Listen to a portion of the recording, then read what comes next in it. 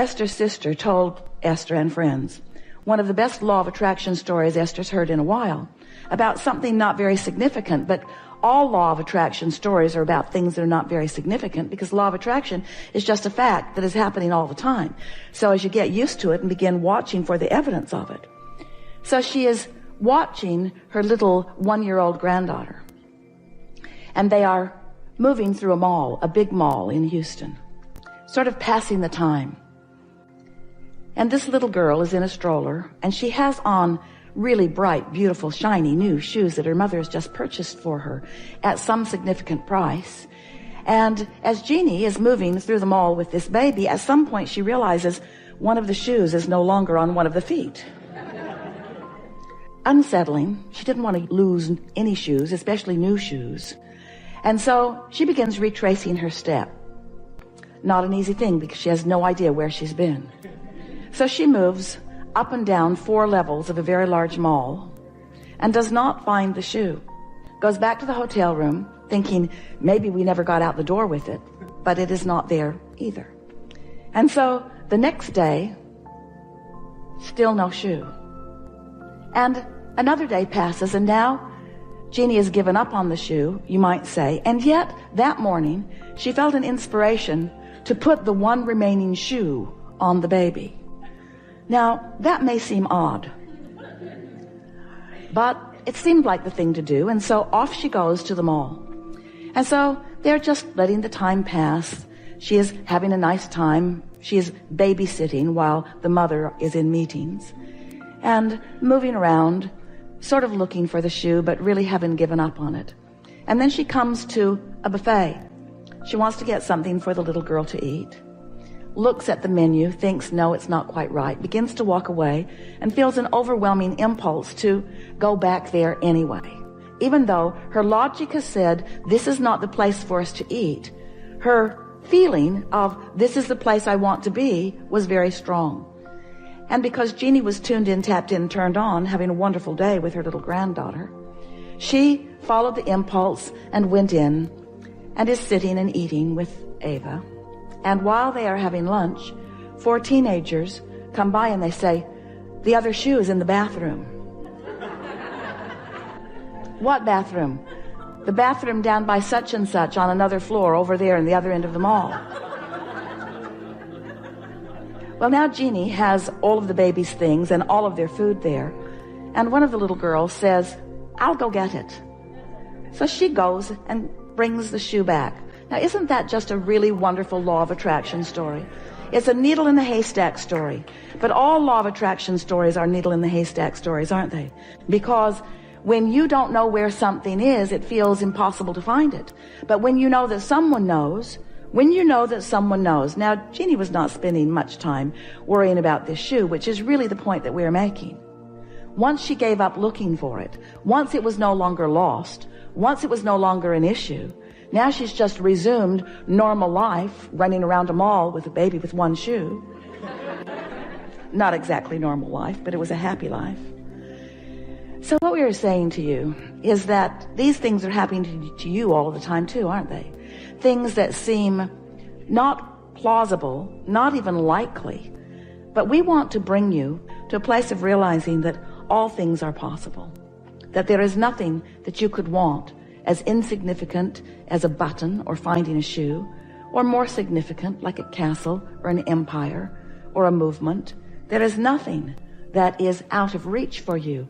You've just got to train yourself into the frequency of it. There is nothing off limits, and there is no order of business, but there will be a sort of building of momentum. It is our expectation that you will achieve a vibrational movement today that will put you in a place of being more accessible to those who are running around with you, who are shining spotlights on your path of least resistance in order to help you to find the other shoe. But it's not the finding of the shoe that we like most about this story. It's the unfolding of the story. It's the cooperative universe. It's the cooperative components. Because those cooperative components are what make up your life, you see. You are all day moving around with the cooperative components of your own desire or with the cooperative components of the absence of your own desire. But cooperative components are surrounding you constantly because you are offering a vibration that insists that components that are matching, that are cooperating with the vibration that you are sending, must come to you. You getting the sense of this? The only thing that you can control is your own vibration. And your own vibration will bring to you cooperative components of whatever the vibration is. For a while we've been saying to you that you are the creator of your own reality. And we explained to you that through the processing of life that you've been sending off rockets of desire, knowing what you don't want, knowing what you do want. You've been asking, and you've created a vibrational momentum that amounts to a vortex version of you. It contains everything that you have become, all of the clarity, all of the mastery, all of the brilliance, all of the joy, all of the love, all of the beingness that you have been living over lifetimes and lifetimes and lifetimes is amassed in this vibrational version of that which is you. Your source is there. That which you call God is there. Your inner being is there. It is a vibrational version of the furthest most expansion of that which you are. And it spins in a very high-flying, non-resistant frequency. And it amasses cooperative components, the likes of which we are not able to find words to describe. The mastery of your vortexual, vibrational reality is unspeakable, really. It is not unfeelable, but it is unspeakable.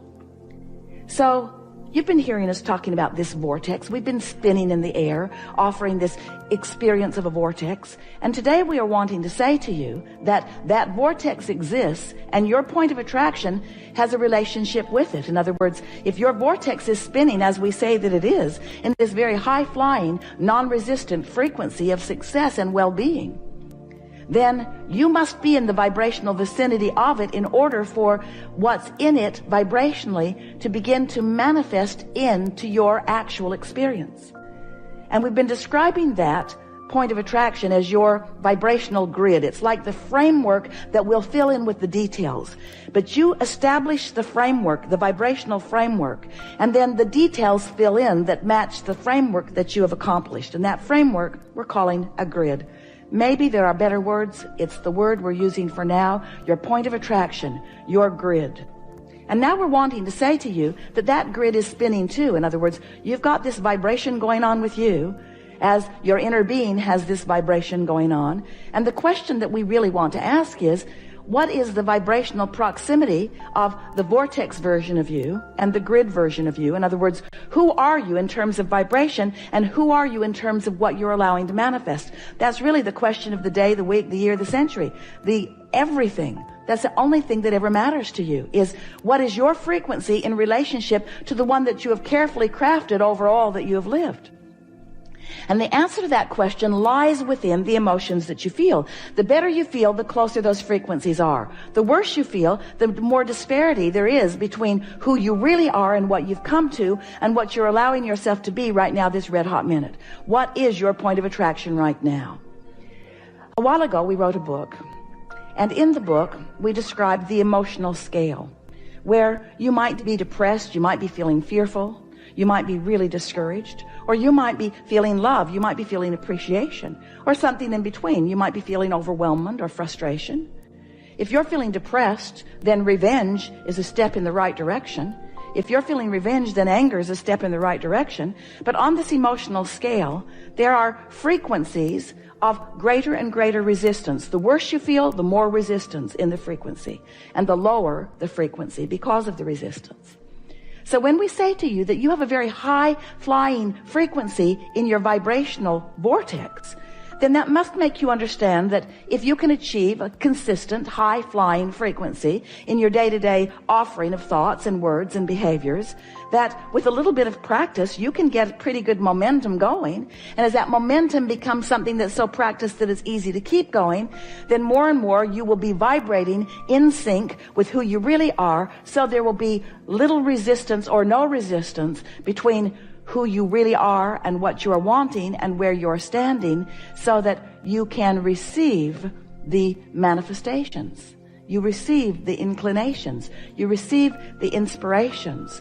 You receive the impulses. You become a cooperative component in your own brilliant creation of life.